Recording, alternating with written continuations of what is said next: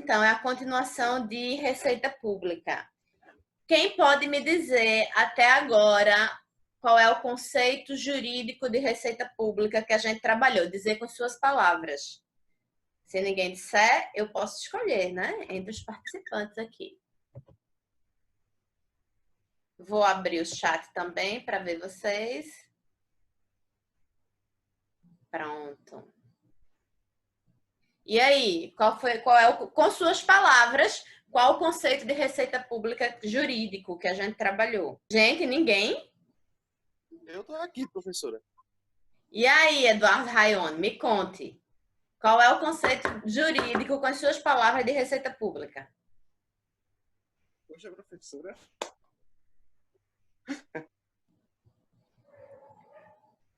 Menino, olha, se tu tivesse um filho pequeno, de 7 anos, e ele dissesse assim, pai, o que é receita pública? O que é que tu ia dizer?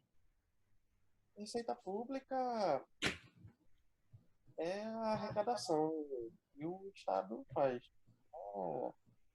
dos impostos que os contribuintes pagam, né?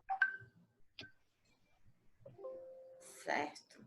Veja, a receita pública, Assim, se eu claro fosse que falar assim, se eu fosse falar em receita pública em termos jornalísticos, aí eu poderia dizer, olha, receita pública é arrecadação.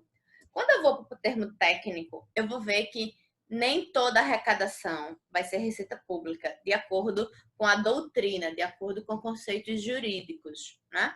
Que aí eu vou trabalhar conceitos desde a lema baleeiro até a teoria dos ingressos. Então, aquelas receitas que elas entram e elas ficam disponíveis para a despesa pública, que elas ficam disponíveis para ser gasta, aí a gente vai chamar elas de receitas. Mas eu tenho algumas arrecadações que elas não ficam exatamente disponíveis. Aí a gente vai chamar apenas de ingressos, certo? Então a gente chama tudo de entrada, aquilo que pode ser revertido, por exemplo, uma caução, né? Alguns editais de licitação exige o vencedor, né, o contratado, que ele emita uma caução num valor de 5% da licitação. Essa caução emitida em favor do poder público, né, da administração municipal, por exemplo, né? Essa caução, ela vai ser uma receita pública? Não. Ela vai ser um ingresso, certo? Um mero ingresso, né? Pelo regime de caixa, ela seria apenas um movimento de caixa, tá? Porque ela entra, mas ela é precária, porque ela vai precisar voltar, não é isso? Para o contratado, se o contrato for adimplido tudo certinho, ok? Então, foi isso que a gente viu do ponto de vista jurídico. Do ponto de vista econômico, do ponto de vista legal, a receita pública são todas as arrecadações que passam pela conta única, inclusive a receita de operações de crédito, ok? E isso é uma big difference, ok? Vamos lá. Isso aí foi basicamente o que a gente viu. Eu tenho a receita originária, que é aquela que se origina da exploração do próprio patrimônio. Eu tenho a receita pública derivada, que é aquela que deriva do patrimônio de terceiro, mas, além de derivar do patrimônio de terceiro, exige que o Estado ele se utilize do poder de polícia, não exatamente do poder de polícia, mas do poder de império. Né? O Estado ele impõe aquilo, entende? A relação vertical, né? Então, uma multa, quando o Estado está exercendo a multa, ele está no exercício do poder de polícia. Quando o Estado impõe, né, uma tributação, ele está exercendo seu poder de império, seu poder de tributar, tá? Sua relação vertical entre a administração e administrado. Então, não é só vindo patrimônio de terceiro, é que essa vinda ela não é voluntária, tá? Por isso que uma doação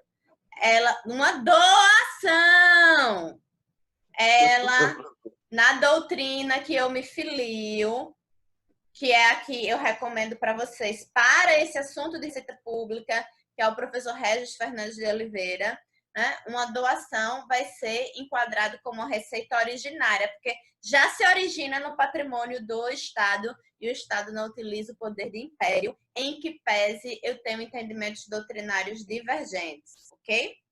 Vejam, e a receita transferida? Rocha, conte para mim. O que é uma receita transferida? Jesus, cadê Rocha? Abre o Receita microfone, tá aí. transferida é quando há transferência de receita da União para os municípios ou do município para do Estado, da União para o Estado e do Estado para os municípios. Isso, a União pode transferir direto para os municípios também, não precisa ter uma escadinha. Da União para o Estado, do Estado para o município. Pode ser da União para o município direto também. Mas Perfeito. o município não pode transferir para a União. O Estado não pode transferir para a União, logicamente, né? A não ser que seja do ponto de vista da dívida, né? Das contrapartidas, né? Mas no sentido da receita transferida, não, porque isso romperia com o pacto federativo. Eu vou do ente que tem mais força no âmbito do federalismo fiscal, quando eu digo força, é força, né? Para o ente que tem menos força, aí é da União para os estados, para os municípios, ok? Vejam. Já estou lembrada aqui que vocês foram para Brasília. Eu dei esse exemplo na aula passada, né? Excelente! Vejam só, né? Já me lembrei de todos os exemplos aí, entendeu? Leandro Rocha. Eu acho que era a prefeitura do município de Gravatá, não era? Vamos continuar com ela hoje, então, tá? Vejam. Vamos lá. Hoje a gente vai entrar no clássico. A gente vai ter que se apegar à letra da lei. Meu assunto da aula de hoje, Ana Lúcia, é a classificação da receita legal, a classificação econômica da receita pública. É a Lei 4320 de 64. Eu preciso que todos abram aí a Lei 4320 de 64, tá? E que vocês leiam para mim, tá? Então, vamos aí. Todos vocês têm acesso à internet, senão não estariam aqui comigo. Então, vocês vão ler. Daqui a pouco eu boto na tela, mas vamos lá. Eu quero que vocês leiam a Lei 4320 de 64, artigo 11, parágrafo 1º e 2º, ok? O caput, o parágrafo 1º e 2º, que é a classificação da receita pública, ok? A classificação legal ou a classificação econômica, aquela classificação entre receita corrente e receita de capital. Isso aqui é o coração do assunto da P1, tá? Então, é essa a aula de hoje. Bora lá? Quem vai ler para mim? O caput do artigo 11, eu estou aguardando, tá, gente?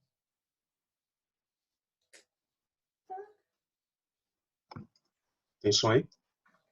Sim, por favor, pode ir. Certo. Eduardo. Artigo 11. A receita classifica-se-á nas seguintes categorias econômicas: receita corrente e receita de capital. Parágrafo 1º. São receitas correntes as receitas tributária, de contribuições, patrimonial, agropecuária, industrial, de serviços e outras, e ainda as provenientes de recursos financeiros recebidos de outras pessoas de direito público ou privado, quando destinadas a atender despesas classificáveis em despesas correntes. Parágrafo 2º. São receitas de capital as provenientes da relação de recursos financeiros oriundos da constituição de dívidas, da conversão em espécie de bens e direitos, os recursos recebidos de outras pessoas de direito público e privado, destinados a atender despesas classificáveis em despesas de capital e ainda o superávit do orçamento corrente. Bem, gente, professora, eu preciso decorar quais as entradas que constituem receita corrente e receita de capital. Infelizmente, sim. Por quê? Porque cai em prova de concurso, letra de lei. E aí eu preciso saber. Mas o que eu quero de vocês, o que eu vou medir a aprendizagem de vocês na minha disciplina, não é o decoreba, tá? O que eu vou medir a aprendizagem de vocês é se vocês entendem a lógica. E aí vamos trabalhar a lógica de receita corrente e receita de capital. A receita corrente é aquela receita que ela entra assim, suave. E a receita de capital é uma receita que ela entra com uma bola de ferro. De ferro não, a bola é de amianto. Então, a receita corrente é aquela que ela entra de uma maneira que ela fica disponível para a despesa pública de um jeito que eu posso gastar com o que eu quiser. Então, eu posso gastar com minhas necessidades imediatas. Enquanto a receita de capital, ela entra com uma bola de ferro, ela entra de maneira custosa. Por que ela entra de maneira custosa, gente? Porque, olha, o meu exemplo de receita de capital clássico é um empréstimo. Uma receita que vem de um empréstimo, se eu digo assim a vocês, minha gente, né? Eu opero no Banco Santander, aí eu sempre fico dando esses exemplos Santander. Eu peguei um empréstimo no Santander e esse empréstimo, na verdade, foi para eu garantir que nesses 3 meses aí de Covid-19 eu consiga fazer feira e pagar o aluguel. O Olivaldo não vai dizer nada, que ele é muito educado, mas ele vai comentar com a Adriane e vai dizer, a professora está lascada. Por quê? Porque eu peguei uma receita que entra com uma bola de ferro, porque se eu peguei 10 mil no Santander, eu não vou devolver 10 mil ao Santander. Eu vou devolver no bonito vou devolver 15, entende? Então, ela entrou o quê? Com uma bola de ferro e eu gastei para minhas necessidades imediatas. Então, a receita de capital é aquela que ela entra de maneira custosa. Ela entra a partir da alienação de um bem. Eu tive que vender meu apartamento para fazer dinheiro, para ter dinheiro na conta, entende? Então, ela vai entrar de uma maneira mais custosa, com a bola de ferro. Enquanto a receita corrente seria o meu salário. Olha, o meu salário entrou, né? Vocês aprendem isso direito de trabalho. O patrão não pode dizer como é que você vai gastar o seu salário, entendeu? Então, meu salário entrou de professora, meus honorários advocatícios entraram, e aí eu tenho aquilo ali livre para pagar minhas despesas imediatas. Essa é a lógica da receita corrente. Tá claro, gente? Agora vamos entender o superávit do orçamento corrente, parágrafo 3º. Podem ler, Carlos Eduardo. Já estava lendo, já está engrena. Só um minuto, deixa eu ver aqui. Parágrafo 3º. O superávit do orçamento corrente resultante do balanceamento dos totais das receitas e despesas correntes, apurado na demonstração a que se refere o anexo número 1, não constituirá item de receita orçamentária. Gente, veja, o superávit do orçamento corrente, que vai ser uma receita extra-orçamentária, é quando eu digo o seguinte, olha, eu tenho... Deixa eu explicar assim para vocês na nossa vida pessoal que a gente vai entender. Eu tenho de receita corrente o que dá para cobrir todas as minhas despesas para me manter, essas despesas imediatas, as despesas para eu me manter com a vida que eu tenho, e ainda sobra. Aí, esse dinheiro que sobra, ele vai ser considerado, na verdade, receita de capital. Tá? Porque eu vou poder aplicar ele para gastar com coisas que agregam valor, que a gente vai entender que vai ser despesa de capital. Tá? Por quê? Porque eu dei conta de todas as minhas despesas com a manutenção. Então, é como se eu fizesse assim, olha, gente, o que eu tenho hoje de receita de salário de professora, de honorários advocatícios, cobre todas as minhas despesas e me sobra X mil reais. Esses X mil reais eu posso fazer investimentos, entendem? Essa é a lógica. Esses X mil reais que sobra para fazer investimento é o superávit do orçamento corrente, que vai ser receita de capital, tá? Por quê? porque eu vou poder aplicá-lo a despesas de capital, tá? E vai ser item de receita considerado eixo orçamentário, tá? Gente, vejam, até aqui tá claro. Aí a gente vai para a classificação em espécie. Eu quero que Carlos Eduardo dê uma lida rápida sobre essas categorias que tem aí. Receita corrente, patrimonial, tributária, blá, blá, blá. E aí a gente vai para a ficha, aquela ficha 1, que está disponível no portal para vocês há 200 anos já, tá? Bora lá. Parágrafo 4º. A classificação da receita obedecerá ao seguinte esquema: receita corrente, receita tributária, impostos e taxas e contribuições de melhoria, receita de contribuições, receita patrimonial, receita agropecuária, receita industrial, receita de serviços, transferências correntes, outras receitas correntes, receitas de capital. Aí são operações de crédito, alienações de bens, amortização de empréstimos, transferências de capital e outras receitas de capital. Aparecendo para vocês, ficha 1, isso tem no portal há 200 anos, certo? Tá claro? Vou olhar aqui no chat. Cadê? Pera. Deixa eu fazer assim.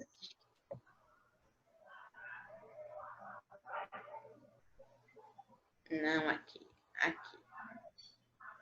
Eita, vocês estão riscando minha tela, é? Ah, bonitinhos, eu quero descobrir quem tá fazendo isso, viu? Bonitinhos da Tectoy, vocês.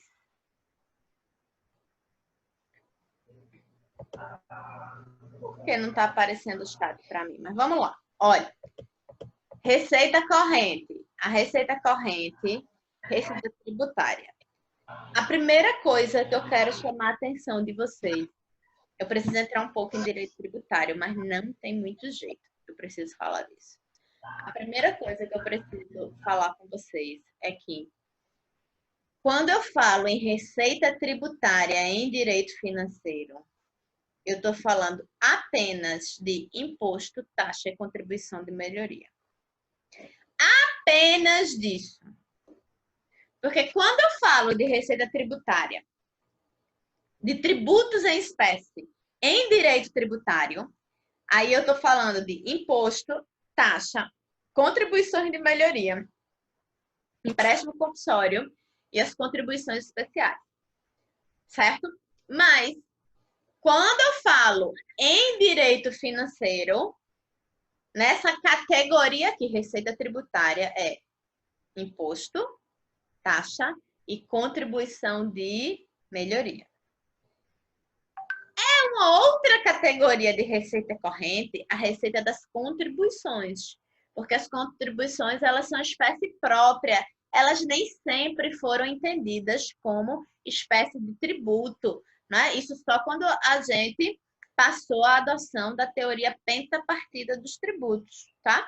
E é lógico que minha legislação, ela é uma legislação de 64, né, gente? Então, a receita de contribuições, tá? Então, contribuição previdenciária, né? Por exemplo, a receita de contribuições, ela também vai estar no grupo de receita corrente, certo? As receitas patrimoniais são aquelas que eu chamei na aula passada de receitas originárias. Adoro as receitas originárias, né? Então, receitas patrimoniais são aquelas provenientes da fruição do patrimônio do ente público. Bens mobiliários, imobiliários, eu acabei de dizer, eu tenho um imóvel, eu alugo o imóvel, um royalty do petróleo, né? Uma participação em sociedade, o rendimento que eu tenho nas ações. Isso vão ser receitas patrimoniais, ok? Receitas agropecuárias. Também é uma receita originária, mas ela tem uma categoria própria, oferida pelo Estado, quando o Estado atua como empresário, em posição de igualdade com o particular.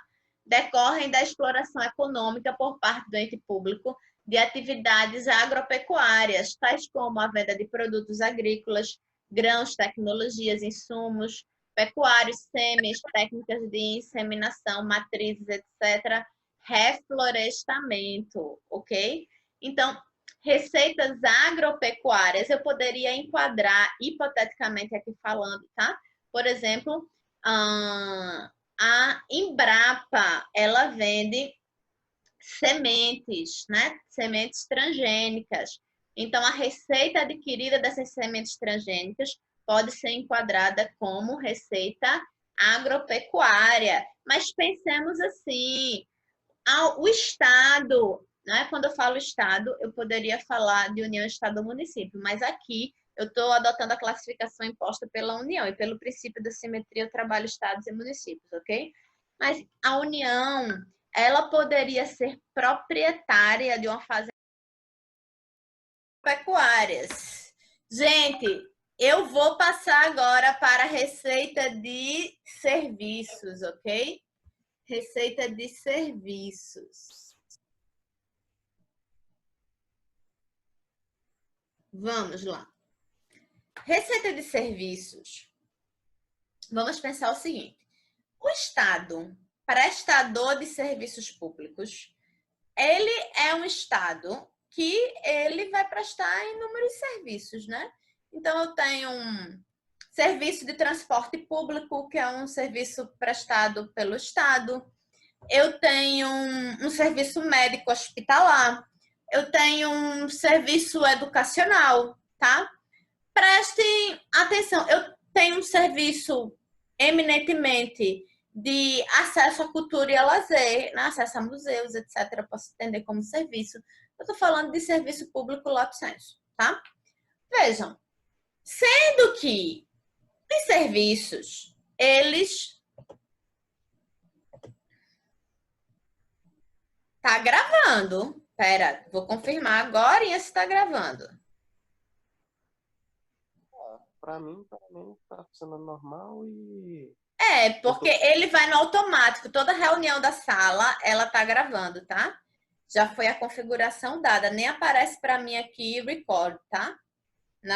Quando eu uso o meu pessoal, aparece. Mas aqui nesse da Nova Roma, não, tá? Porque da outra vez que a senhora tava, a bolinha vermelha lá em cima, ela ficava como se estivesse piscando, e agora não tá? Eita, pera. Danou-se. Calma. Mas não tá aparecendo para mim aqui. Então, deixa eu stop share e botar para gravar de novo. Beleza. Aqui está aparecendo piscando, Silvio. Para mim também aqui tá normal. Gravando. Tá gravando. Pause, stop recording. Veja. Está gravando para mim, viu? Porque aqui tá aparecendo stop recording. Então, significa que tá gravando, tá? E a bolinha tá aparecendo para mim aqui, recording, ok? Então, vamos voltar para nossa fichinha. Bora lá. Então, receita de serviços. Eu tenho serviços que eles vão ser remunerados por impostos ou outras receitas próprias, como, por exemplo, um serviço médico. Eu pago para entrar, se Deus o livre, eu sofri um acidente de carro e eu tiver que ir para o Hospital da Restauração, que é o melhor hospital de trauma que a gente tem no estado de Pernambuco. Eu vou pagar para entrar? Não, né? Aquilo ali é custeado por recurso próprio do Estado, tá? Então, a rigor, eu vou dizer assim, receita de impostos, ok?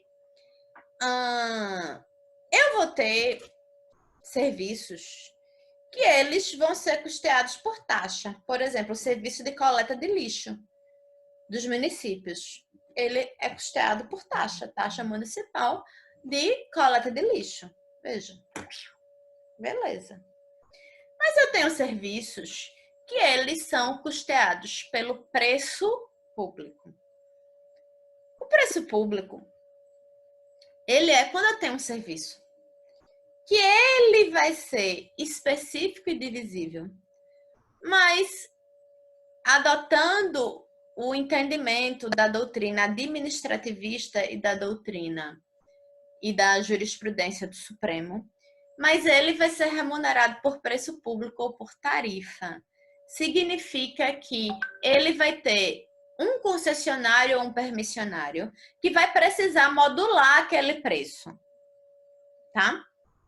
Como, por exemplo, o transporte público, né? Tem autores que eles vão dizer o seguinte, olha, o transporte público deveria ser uma taxa, mas não o é na prática, tá? Então, aí que pesa a crítica doutrinária. Aqui eu estou querendo que vocês entendam e do ponto de vista depois que o Supremo fixa entendimento, né, o Marciano pode fazer uma criticazinha no entendimento do Supremo. Então, vejam, eu vou ter serviços que eles vão ser remunerados por preços. E esses preços variam. O preço do ingresso para a entrada no museu público, o preço da tarifa de ônibus, que é como eu consigo visualizar mais. Isso tudo são serviços, ok? Então, esses serviços remunerados pelo preço público, também chamado de tarifa, certo? Eles vão compor a receita de serviços, ok? O que eu queria chamar a atenção de vocês, tá? É que esses serviços, certo, gente? Eu também vou incluir dentro de receitas de serviços, certo? Serviços bancários que eventualmente sejam prestados pelo ente público, tá? Então, vejam, quando eu uso o Santander está me prestando um serviço bancário? Tá. Ele está me prestando um serviço bancário. Então, se eu estiver usando a FINEP, que é um banco para desenvolvimento de inovação, aquele serviço bancário, ele vai ser considerado como receita de serviços. Fiquem com isso em mente. Quando eu for falar mais na frente de amortização e juros, etc., aí eu vou retomar isso, mas fiquem com isso na cabeça, tá? Transferências correntes, eu tô falando de transferências, certo? Essas receitas transferidas. Quando a União aloca recurso do imposto de renda no fundo de participação dos municípios. Se é receita de imposto, ela é uma receita corrente da União, correto? Então, essa receita vai entrar para o FPM, para o município, como uma receita de transferência corrente. Que eu posso ver pela identidade da receita, que é corrente, ou pela identidade da despesa que está vinculada a ela, que também vai ser corrente, tá? Outras possibilidades, como transferências de convênios.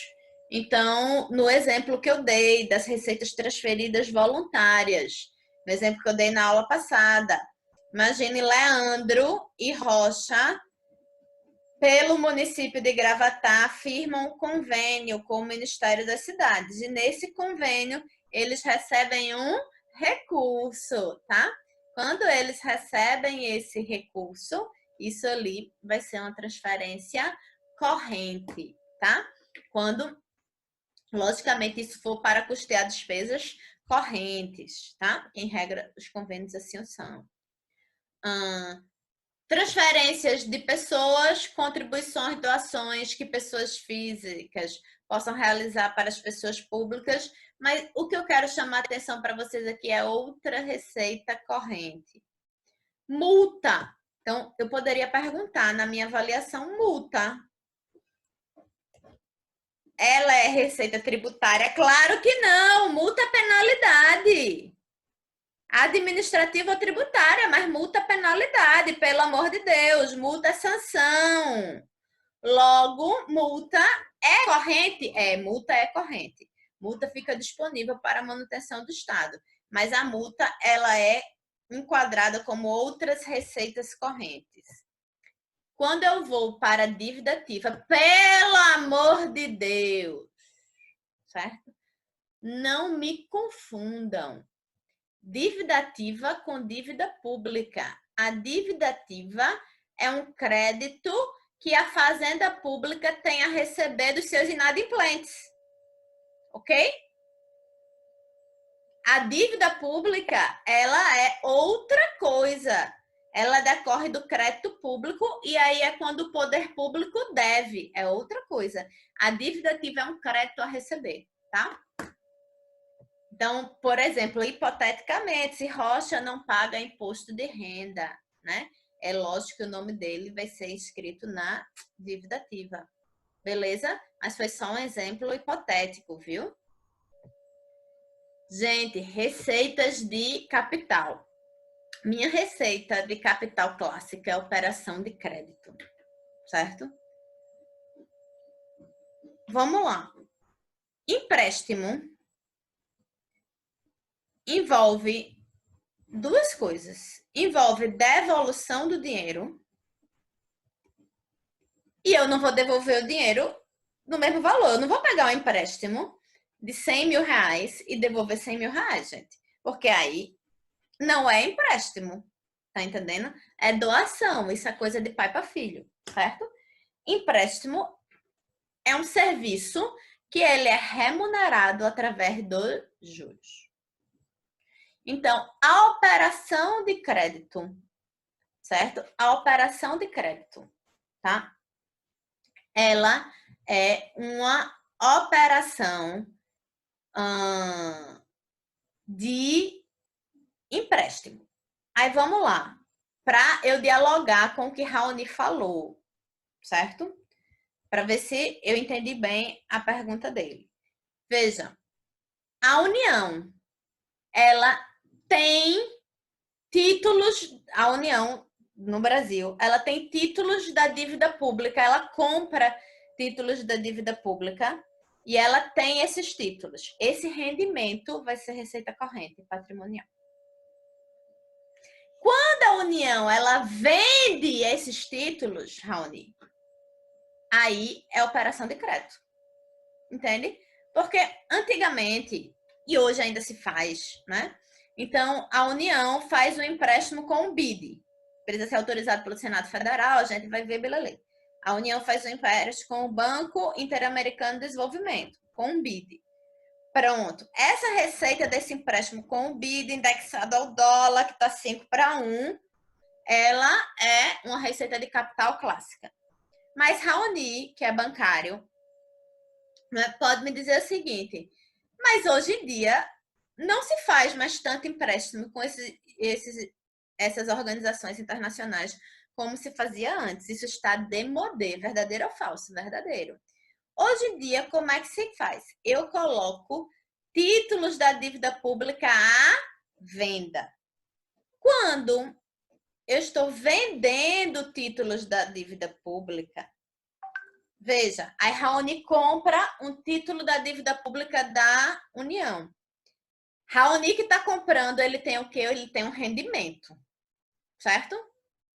Mas veja, se Raoni compra esse copo aqui, feioso, né? Eu gosto dele. Né? Veja, se Raoni compra esse copo, ele recebe o copo e me entrega o dinheiro. Entende?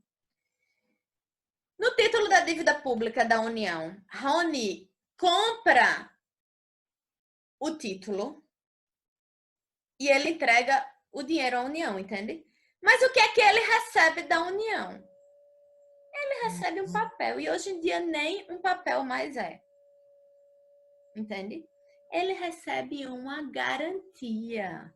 Por isso que tem muito essas questões, né, do índice de avaliação, né, da capacidade do governo cumprir com sua dívida pública, entende? Então, quando a Fazenda diz assim, o ministro da Fazenda, qualquer que seja ele, hoje em dia mudou, chama ministro da Economia, né? Ele diz assim, olha, nós estamos colocando títulos da dívida pública à venda porque nós estamos com falta de liquidez. Minha gente, falta de liquidez é tolizo. Aí eu preciso o quê? De dinheiro, de empréstimo. Raoni, que é sabido, ele diz, oxe, eu vou comprar. Porque eu vou entregar 100 mil e depois de 2 anos eu vou pegar 120 mil. Que aplicação é essa que vai me render 20 mil? Vou falar. E eu tô falando em termos bem basicões, certo? Então, para Raoni, ele vai render 20 mil. Tá claro? Pera, eu não tô conseguindo ver o chat, tá, gente? Olá, professora. Foi só uma brincadeira. Tá. Então, veja. Então, para Raoni, vai lhe render 20 mil, correto? Porque ele entregou 100 e ele vai pegar 120. Mas para a União, o que foi que a União fez? Ela pegou um empréstimo de 100 mil. E ela vai devolver 100 mil a Raoni? Não, ela vai devolver 120. Então, quando se coloca, né, títulos da dívida pública à venda, não é comprando, né? Quando a União coloca títulos da dívida pública à venda, aquela receita é a operação de crédito clássica de hoje. Ficou claro? Aí abra o microfone e me respondam, que isso aqui é um negócio importante. Eduardo Raione, tá com o microfone aberto. E aí, tá claro, gente? Para mim ficou claro. Tá claro sim, professora. Obrigado. Tá. Claro, professor. Perfeito. Então, vamos lá. Alienação de bens. Alienação de bens, bobagem, né? A União tem aquele imóvel lá da aeronáutica na Avenida Boa Viagem e ela decide alienar. Lógico que ela tem um rito de direito administrativo. Ela aliena aquele bem, ela vende aquele bem, certo? Vendeu aquele imóvel por 10 milhões, né? Raoni, que é aquele que ganhou na Mega Sena, vai lá e compra esse danado desse imóvel. Essa receita, ela é uma receita de capital. Ela entrou com uma bola de ferro. A bola de ferro é o quê? Olha, eu tive que me desfazer de um patrimônio para entrar essa liquidez. Porque eu estava liso. Então, eu tive que me desfazer de um patrimônio para entrar essa liquidez. Então, ela entra com essa bola de ferro. Quando ela entra com essa bola de ferro, a gente vai ver lá em despesa pública que eu só vou poder gastar esse dinheiro com despesas que elas agreguem valor ao patrimônio do Estado, beleza? Mas isso a gente vai ver em despesa. Aqui na minha cabeça, eu quero tão somente a receita. Então, minha receita de capital clássica é operação de crédito e alienação de bens. Beleza, gente? Beleza. Bora lá. Amortização de empréstimo. Adoro esse assunto, certo? Veja, eu vou ler direitinho como está aqui, depois eu explico, certo? Amortização de empréstimo. Ingressos financeiros provenientes de amortização de financiamentos ou de empréstimos que o ente público haja previamente concedido. Embora a amortização do empréstimo seja a origem da categoria econômica receitas de capital, os recebidos associados ao empréstimo são classificados como receitas correntes. Receitas de serviços financeiros, pois os juros representam a remuneração de capital. Pronto, era isso aqui. É fundamental e isso não cai na prova não, isso despenca, viu? Vejam, presta atenção. Lembra que eu falei para vocês da receita de serviços? Então, o Estado, ele presta um serviço remunerado por tarifa e quando entra essa receita da tarifa para o Estado, seja uma tarifa de acesso a serviço cultural, de um serviço de transporte, certo? Um serviço remunerado de preço público, isso aqui é serviço. Ok. O Estado atua no ambiente de serviço financeiro? Mas, ora, óbvio que sim. O Estado não somente atua no ambiente de serviço financeiro através do Banco do Brasil e da Caixa Econômica Federal. Eu tenho instrumentos de fomento, instituições de fomento. Eu tenho o BNDES, eu tenho o FINEP, eu tenho o Banco da Amazônia, eu tenho o Banco do Nordeste, tá? E isso aqui, né, que são instituições que elas atuam na regulação da macroeconomia também, tá? Presta atenção, esqueçam bancos públicos, quando o Santander que é um danado e um bancário, o banco que eu opero. É o melhor que tem, o mais ligeiro, mas pelo amor de Deus. Mas vejam, esse danado desse Santander, né? Quando ele... eu pego o empréstimo no Santander. Peguei 10 mil reais de empréstimo no Santander. Sei lá, qualquer que seja o empréstimo, meu ano. Empréstimo consignado, certo? Vejam, peguei 10 mil do Santander. Raoni, eu vou pagar quanto ao Santander? 11? Não, jamais. Jamais que eu vou pagar 11 ao Santander. Se eu peguei 10 mil no Santander, eu vou pagar pelo menos 15, correto? Vai pagar uns 50 mil se brincar. Meu Deus do céu, não me agore, viu? Ainda mais em tempo de coronavírus, todo mundo ganhando menos. Mas veja, hipoteticamente, certo? Peguei 10 mil com Santander, vou devolver 15, né? Isso sendo bem legal, bem bacana. Então, vejam, esses 10 mil que eu, Anne, estou devolvendo, pense no Santander. Para o Santander, é a recomposição do patrimônio dele, correto? Sim. Ele entregou 10 mil para a Anne e 10 mil ele está recompondo de volta.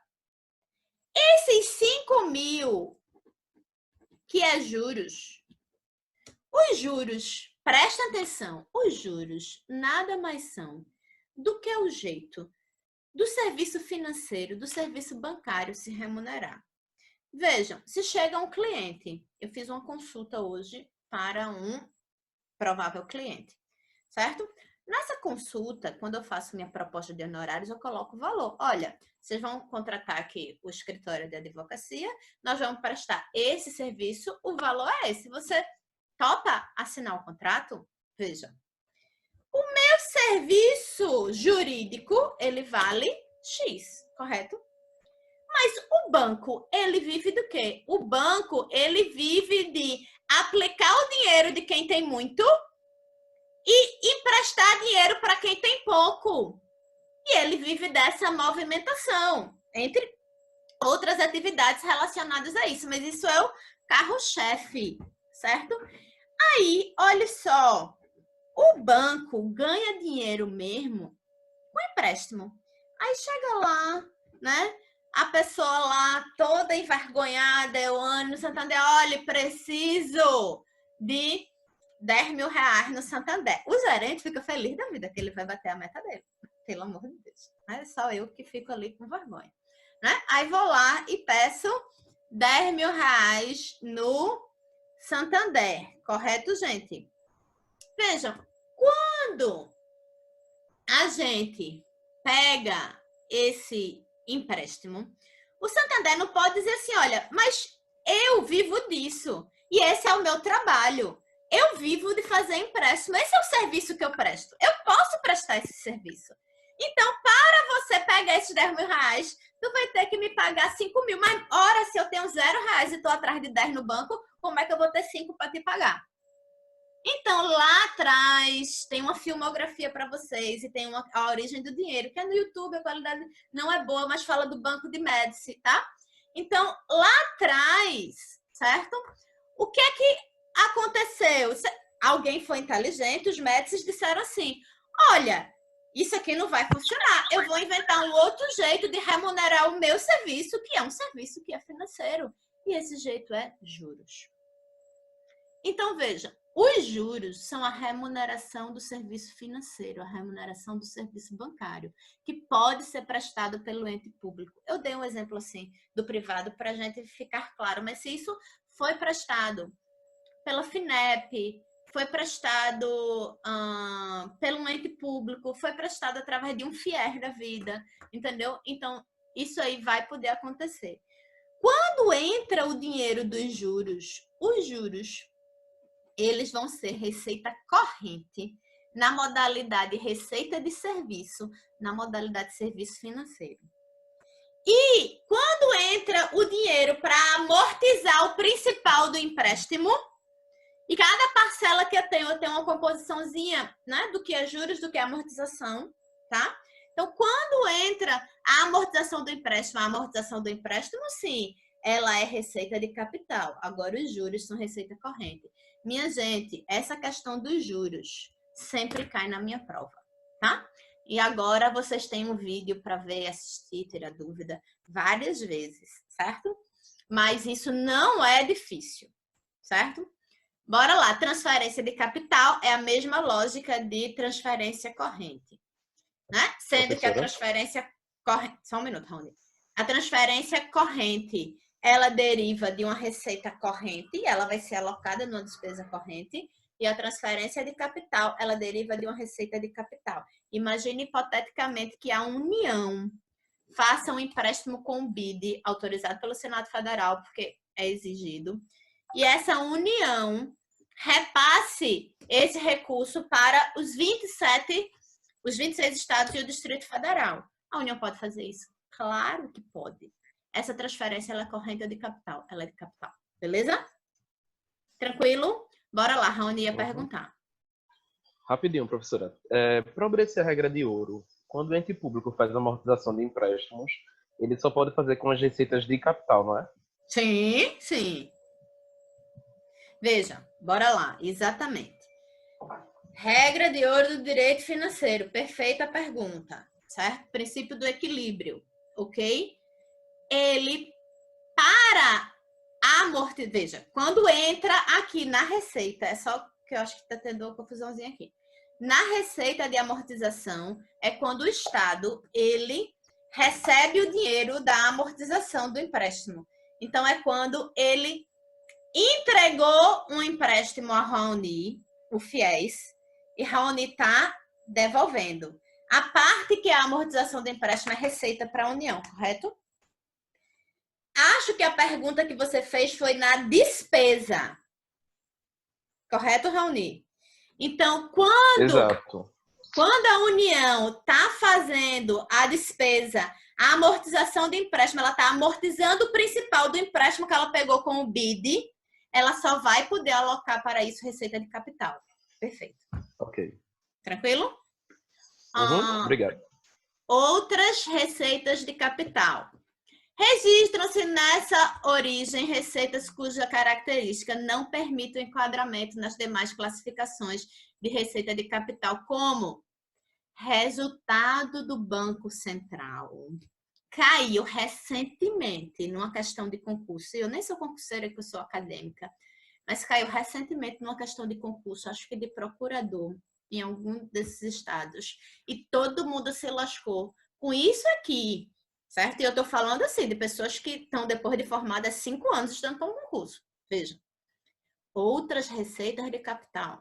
Registram-se nessa origem receitas cuja característica não permite o enquadramento nas demais classificações de receitas de capital, como resultado do Banco Central, remuneração das disponibilidades do Tesouro Nacional e integralização do capital social de, logicamente, empresas que a União, que nesse caso estou aplicando a União, tenha participações. Ok, gente?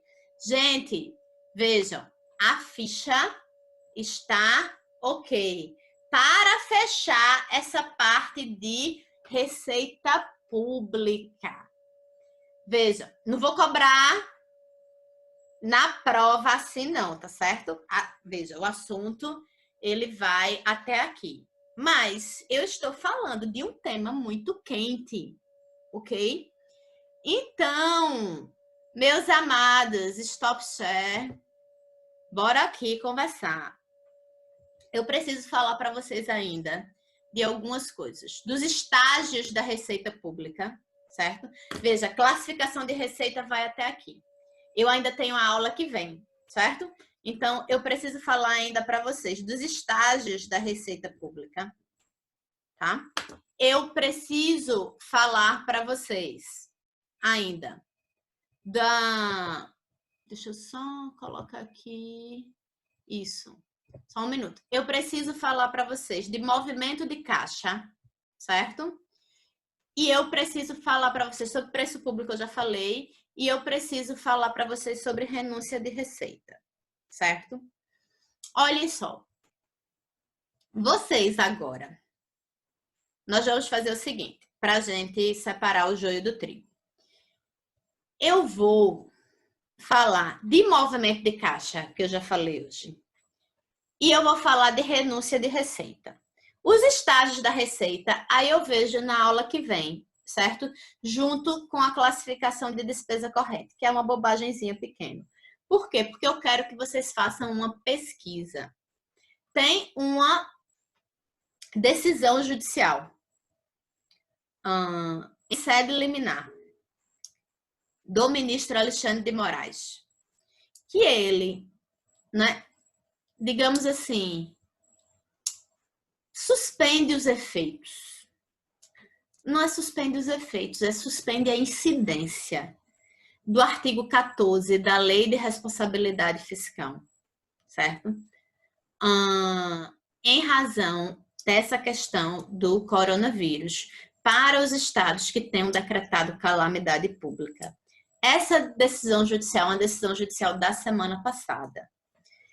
Vejam, eu não posso cobrar na prova de vocês uma análise sobre essa decisão judicial, bem que eu gostaria, mas a Lei de Responsabilidade Fiscal, né, ela, na verdade, a gente analisa ela enquanto ementa muito mais em pós-graduações. As ementas de graduação, elas são curtinhas e a gente foca na Lei 4320. Mas, eventualmente, gente, se é vocês, a gente tem que trabalhar com a Lei de Responsabilidade Fiscal. E eu não tenho como ver receita sem ver o artigo 14 da LRF, Lei Complementar 101 de 2000, certo? Aí eu preciso que alguém leia para mim o 14, tá? O CAPT, né? Inciso 1, inciso 2. Eu acho que só até o parágrafo primeiro, não precisa ler todo não. Mas alguém pega aí Lei de Responsabilidade Fiscal, dá uma olhada aí na internet, dá um Google e lê para mim para a gente ir fechando essa aula.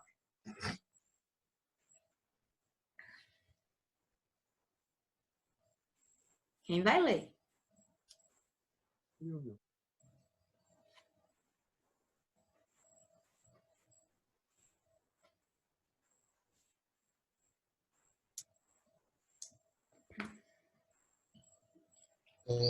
Estou na lei, Artigo 14 da Lei de Responsabilidade Fiscal, Lei Complementar 101 de 2000. Pronto. Artigo 14. Da renúncia de receita. A concessão ou ampliação de incentivo ou benefício de natureza tributária, da qual decorre renúncia de receita, deverá estar acompanhada de estimativa do impacto orçamentário financeiro no exercício que deve iniciar sua vigência e nos dois seguintes: atender ao disposto na Lei de Diretrizes Orçamentárias e a pelo menos uma das seguintes condições. Para seguir os incisos. Essas condições são fundamentais. Bora lá. Tá. Inciso 1. Demonstração pelo proponente de que a renúncia foi considerada na estimativa de receita de lei orçamentária, na forma do artigo 12, de que não afetará as metas de resultados fiscais previstas no anexo próprio da Lei de Diretrizes Orçamentárias. Inciso 2. Estar acompanhada de medidas de compensação no período mencionado no CAPT, por meio do aumento de receita proveniente da elevação de alíquotas, ampliação da base de cálculos, majoração ou criação de tributo ou contribuição. Para seguir os parágrafos?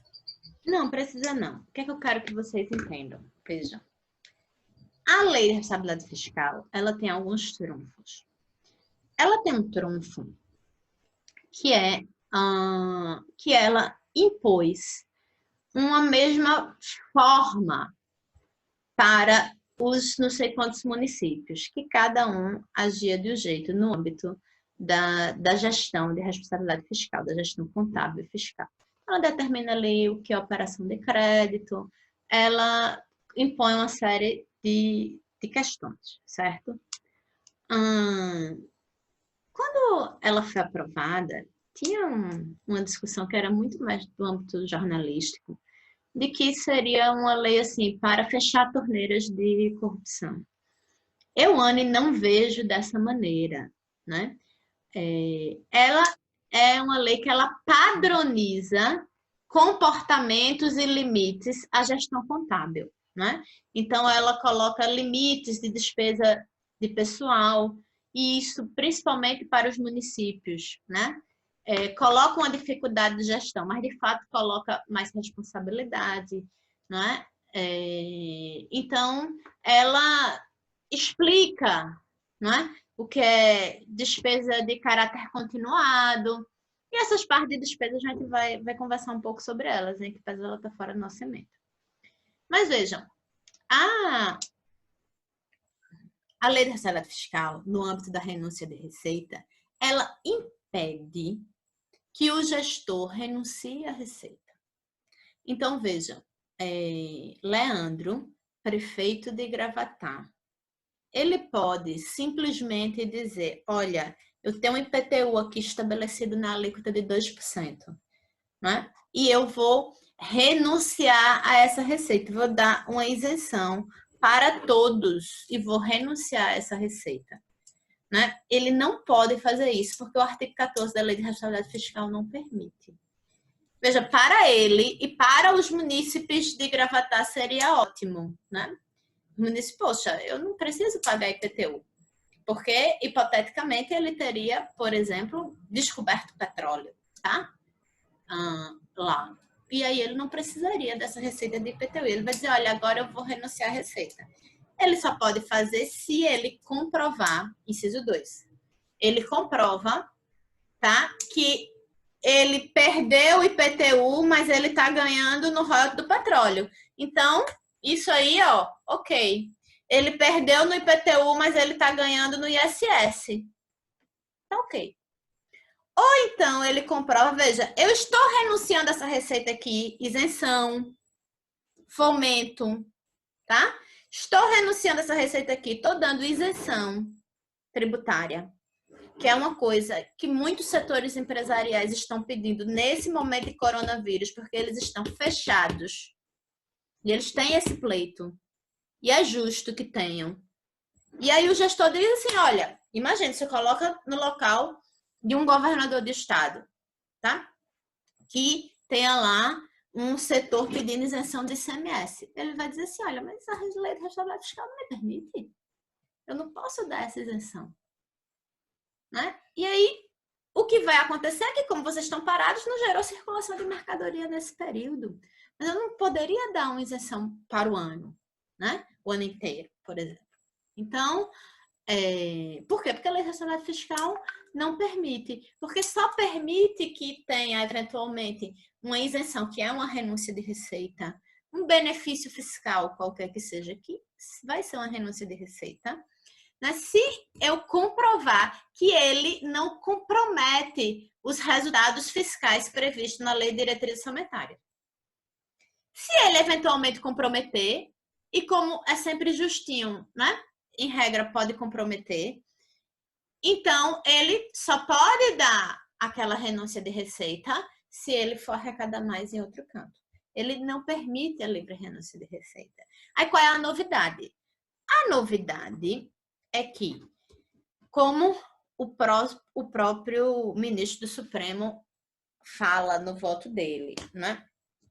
A finalidade teleológica do artigo 14 da Lei de Responsabilidade Fiscal, que foi declarada constitucional no ADI há muitos anos atrás, né?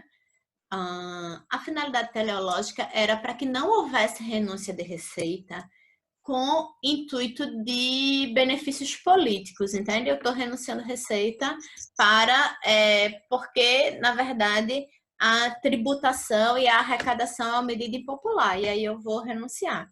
Então, o objetivo, a finalidade teleológica da norma era essa. No caso de calamidade pública decorrida da Covid-19, né, a finalidade é outra. A renúncia de receita, ela é necessária porque a gente tem uma situação de paralisação da macroeconomia e é preciso também ter possibilidades, né, de eventualmente se renunciar a receitas, tá? Então, o acordo é muito mais complexo do que isso, né? O acordo não, a decisão, que é uma decisão monocrática, né? Então, mas eu queria que vocês dessem uma pesquisada sobre isso, tá? Para finalizar nossa aula, Resolvam os exercícios de receita pública, certo? Ainda falta a parte de estágios. Movimento de caixa, falei movimento de caixa. Movimento de caixa é quando ele entra e ele sai. Tem um registro contábil, que é o ingresso, é a caução. A caução, o ingresso na teoria dos ingressos, é a caução. Ela entra na conta do município, porque foi dada uma caução em benefício do município, mas o contrato foi todo adimplido pela construtora e aquela caução ela vai ser devolvida com a correção monetária, tá? Então, nesse caso, essa caução ela é o que? Ela é um movimento de caixa, certo?